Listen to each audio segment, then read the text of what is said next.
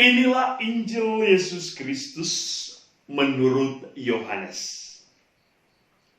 Banyak di antara orang-orang Yahudi yang datang melawat Maria dan yang menyaksikan sendiri apa yang telah dibuat Yesus terhadap Lazarus percaya kepadanya.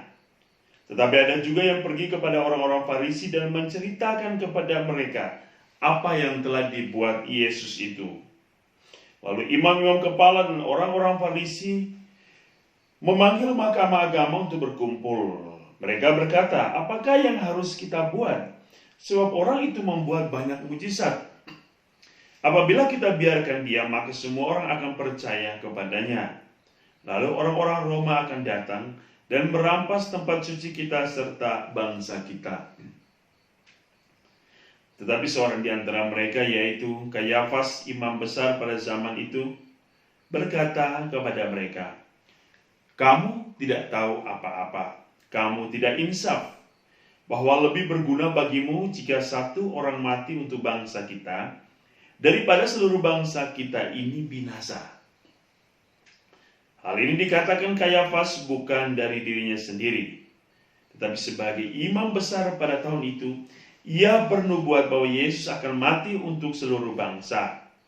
Bukan untuk bangsa itu saja, tetapi juga untuk mengumpulkan dan mempersatukan anak-anak Allah yang tercerai-berai. Mulai dari hari itu mereka sepakat untuk membunuh dia. Karena itu Yesus tidak tampil lagi di muka umum, di tengah-tengah orang Yahudi. Ia berangkat dari situ ke daerah dekat padang gurun, ke sebuah kota yang bernama Efraim. Di situ ia tinggal bersama murid-muridnya. Waktu itu hari raya Paskah orang Yahudi sudah dekat, dan banyak orang dari negeri itu berangkat ke Yerusalem untuk menyucikan diri sebelum Paskah itu. Mereka mencari Yesus dan sambil berdiri dalam bait Allah, mereka berkata seorang kepada yang lain, bagaimana pendapatmu? Akan datang jugakah ia ke pesta? Demikianlah Injil Tuhan.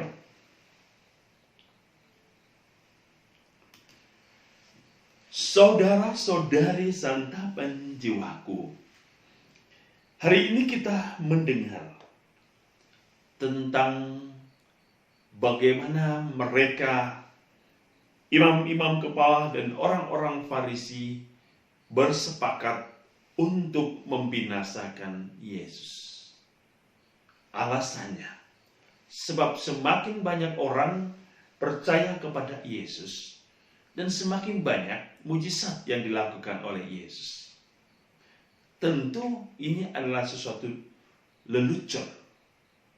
Ketika seseorang berbuat begitu banyak perbuatan baik, malah ditentang.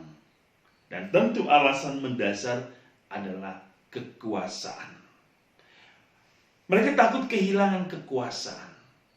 Mereka takut kehilangan warisan dunia. Maka satu-satunya cara adalah membinasakan Yesus. Dan kita dengar hari ini, akhirnya Yesus pun tidak tampil di depan publik di antara bangsa Yahudi, tetapi ia mencari tempat-tempat lain yang masih menerima dia. Saudara-saudari, ada beberapa poin yang kita bisa pelajari hari ini. Yang pertama, dalam situasi yang sangat mencekam, Yesus tidak berhenti untuk berfirman, untuk mewartakan, untuk bersaksi tentang kebenaran. Yesus mengajarkan kita hari ini bahwa saudara-saudari, jangan khawatir, jangan panik, jangan gelisah. Dalam situasi sesulit apapun, Yesus tetap menginginkan kita jangan berhenti bersaksi tentang cinta dan kebenaran. Yang kedua, kebencian itu tidak boleh dibalas dengan kebencian. Yesus hari ini mengajarkan kita bahwa kebencian harus dibalas dengan cinta yang sejati.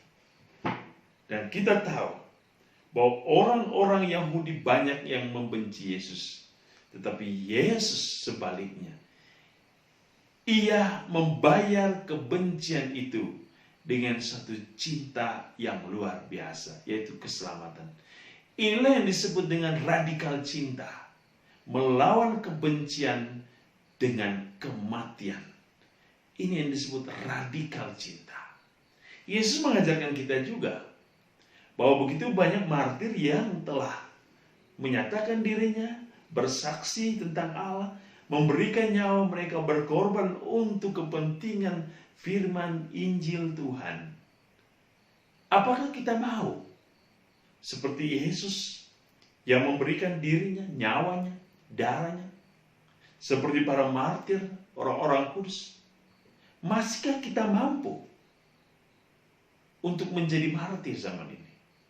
Masihkah kita mampu untuk bersaksi di tengah kesulitan-kesulitan hidup?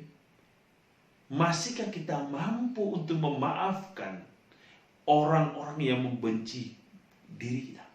Masihkah kita mampu untuk membalas kebencian dengan kasih, dengan cinta dan kebaikan?